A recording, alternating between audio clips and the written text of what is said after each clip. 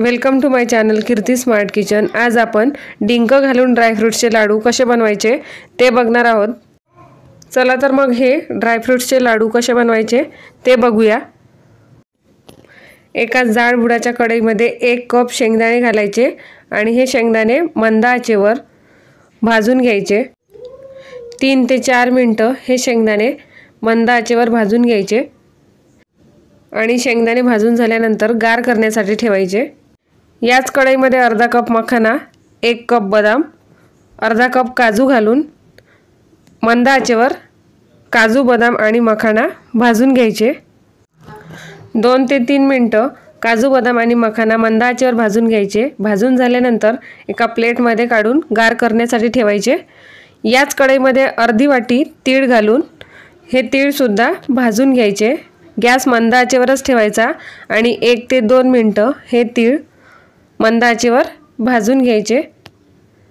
तीळ भाजून झाल्यानंतर एका प्लेटमध्ये काढून ठेवायचे आणि यातच अर्धा कप किसलेलं खोबरं घालून खोबरं सुद्धा मंद आचेवर 1 ते 2 मिनिटं परतून घ्यायचं। 1 ते 2 मिनिटांनंतर या खोबऱ्याचा रंग बदलायला लागलेला आहे, म्हणजेच हे खोबरं व्यवस्थित असं भाजून झालेलं आहे। हे खोबरं सुद्धा गार करण्यासाठी ठेवायचं। यातच 2 ते 3 टेबलस्पून तूप घालायचं। तूप गरम झाल्यानंतर यात 1 ते 2 टेबलस्पून डिंक घ्यायचा। डिंकाचे प्रमाण तुम्ही कमी जास्त घेऊ शकता। डिंक तळून झाल्यानंतर यातच अर्धा कप किसमिस घालायची। यातच 1 कप काळी मनुका घालायची आणि हे सगळं साहित्य एकत्र करून या तुपामध्येच मंद आचेवर 2 ते 3 मिनिटं परतून घ्यायचं। तुम्ही बघू शकता हा डिंक व्यवस्थित फुललेला आहे। आता हे सगळं साहित्य एकत्र करून या तुपामध्ये परतून झालेलं आहे। आता याला सुद्धा गार करून घेऊया। आता याच कढईमध्ये उरलेल्या तुपात पाऊण कप बिया काढलेला खजूर परतून घेऊया।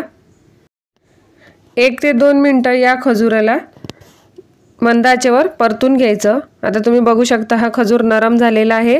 आता हा खजूर सुद्धा एका प्लेटमध्ये काढून गार करण्यासाठी ठेवायचा आणि मिक्सरच्या भांड्यामध्ये मखाना, काजू आणि बदाम बारीक करून घ्यायचे। मिक्सरला लावून याची कोर्स पावडर बनवून घ्यायची। तर तुम्ही बघू शकता याची कोर्स पावडर तयार झालेली आहे। आता ही काजू, बदाम आणि मखान्याची कोर्स पावडर एका प्लेटमध्ये काढून घेऊया। आता हे शेंगदाणे सुद्धा गार झालेले आहे आणि याच्या मी साली काढून घेतलेले आहे। आता हे शेंगदाणे सुद्धा या मिक्सरमध्ये लावून बारीक करून घ्यायचे। या शेंगदाण्याची सुद्धा कोर्स पावडर तयार करून घ्यायची। तर तुम्ही बघू शकता या शेंगदाण्याची सुद्धा कोर्स पावडर तयार झालेली आहे। आता ही शेंगदाण्याची कोर्स पावडर सुद्धा या पावडरमध्ये एकत्र करून घ्यायची आणि तीळ, खोबरं, डिंक, किसमिस आणि काळी मनुका सुद्धा मिक्सरला लावून बारीक करून घ्यायची। तर बघा आता हे सगळं साहित्य सुद्धा मिक्सरला लावून झालेलं आहे। आता हे सुद्धा या पावडरमध्ये एकत्र करून घेऊया। ही खजूरही गार झालेली आहे। ही खजूर सुद्धा या पावडरमध्ये घालायची आणि अर्धा टीस्पून इलायची पावडर घालून हे सगळं मिश्रण एकत्र करून घ्यायचं। हे लाडू कंबरदुखी तसेच हाडांच्या मजबूतीसाठी अतिशय फायदेशीर आहे। लहानांपासून मोठ्यांपर्यंत हा लाडू अनाशापोटी दूध किंवा चहा अगोदर तुम्ही खाऊ शकता। या लाडवामध्ये तुम्हाला भरपूर प्रमाणात प्रोटीन मिळतो।